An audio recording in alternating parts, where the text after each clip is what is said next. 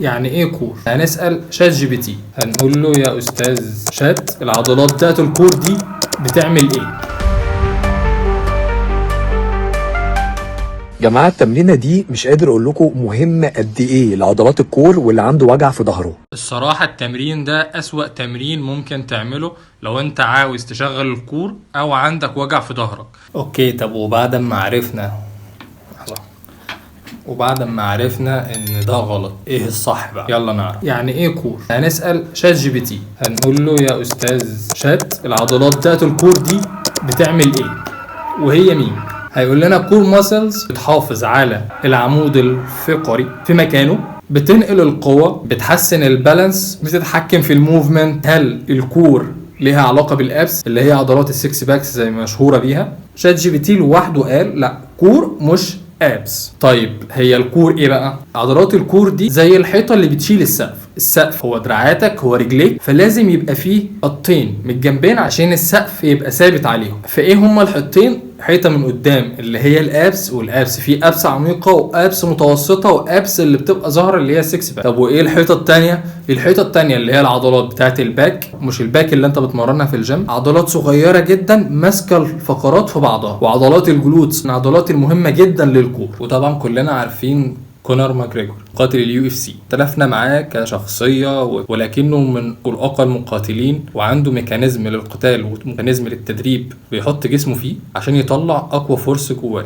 منها الكنترول بتاع اللمبر بتاعه. حتى وهو قاعد في الفندق في فتره الراحه بتاعته بيعمل التمارين دي عشان يفضل محافظ على الكور انتاكت، يفضل محافظ على الكور ثابت زي ما شايفين دلوقتي. حتى وهو بيعمل المفروض بنش محافظ على اللمبر بتاعه ثابت، واي موفمنت بتيجي من مفصل الهب بالظبط كده. لمبر ثابت، موفمنت جايه من الهب. نيجي نبص من حوالي 50 سنه فاتوا، من قبل ما فكره الجيم تبقى متاصله زي ما هي موجوده دلوقتي او زي ما ارنولد اخترعها وثبتها الكوكب كله.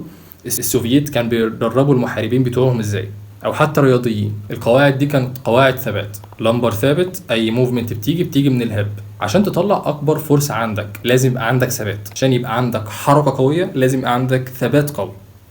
يعني حتى احنا شايفين اللي هو المفروض بيثرو دلوقتي لف جذعه كله، بس كلنا شفنا الحركه جت منين؟ جت من الهب، واللمبر ثابت زي ما هو، لمبر ثابت، الحركه جايه من الهب. الفكره النهارده ان الكور بتاعك مش ضعيف من اللا شيء، الكور ضعيف بسبب افعال انت عملتها على مدار السنين اللي فاتت. فلازم نغير الافعال دي عشان نشوف نتيجه مختلفه، نشوف تحسن في الالم وتحسن في القوه بتاعتنا. طيب ازاي نشغلها؟ لو عضلات الكور بتاعتك ضايعه تماما، المفروض الكور يعمل ايه؟ الكور بيثبت في مكانه زي الفيديو ده تماما.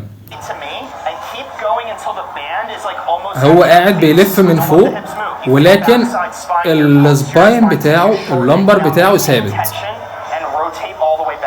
والوقت هنشوف فيديو رائع من مدرسة فانكشنال باتر. لو جينا نشوف هو بيتني الجذع بتاعه ولكن محافظ على اللمبر سباين، حتى لما تنى مفصل الحوض فضل محافظ على اللمبر سباين ثابت في مكانه عشان يتني الجذع. بس ده الصح، الجذع مش مطلوب منه يتنى، ظهرك مش مطلوب منه يتنى. عندنا مفصل الحوض بيتحرك في كل الاتجاهات، ليه بنضطر نتني ظهرنا؟ فمثلا واحنا بنتمرن تمرين زي الكاتل بيل، ده الراجل اللي هو بيعمله ده، هو بيعمل تمرين غرضه منه شيء كويس جدا، انا متفهم ده. بس لما تيجي تشوف هو الوقت يعمل اوفر هاند فليكشن، بس لما جه يعمل روتيشن الهب اتحرك لقدام، السباين بقى سايد بند الناحيه دي، ومفيش اي روتيشن يعتبر حصل في منطقه الكور. رغم كده كلنا هنفكر ان هو بيرفكت وعنده ابس فهو كده ما عندوش اي بين، لكن هو عنده نسبه بين، ولو مش عنده نسبه بين لسبب ما فهو مش بيطلع احسن فورس في جسمه، لا في احسن من اللي هو بيطلعه.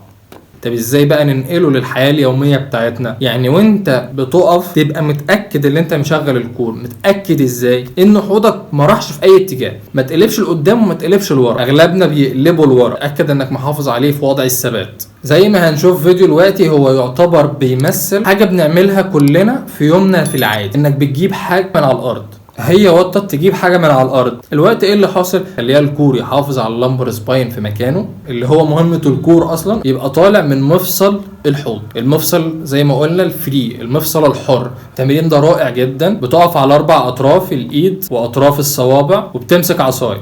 انا المهم عندي ده، يعني احنا ممكن نبداه ان انت هتقف على ايديك الاتنين وصوابع رجلك، ولكن هتحط ازازه ميه اي حاجه على ظهرك عشان تتاكد انك محافظ عليه في الوضع الثبات بتاعه.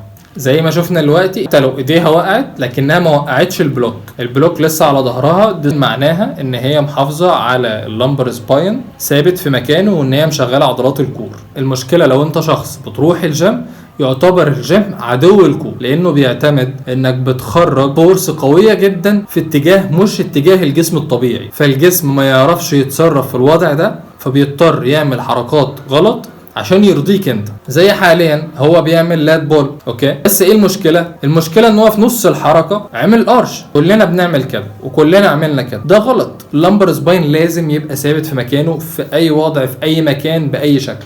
قولوا لو انتوا عايزيني اعمل سلسله تمارين للجيم وانت محافظ على الكور ثابت، اكتبوا له في الكومنتات. فالفكره ان احنا بنبوظ الكور واحنا بنتحرك اصلا.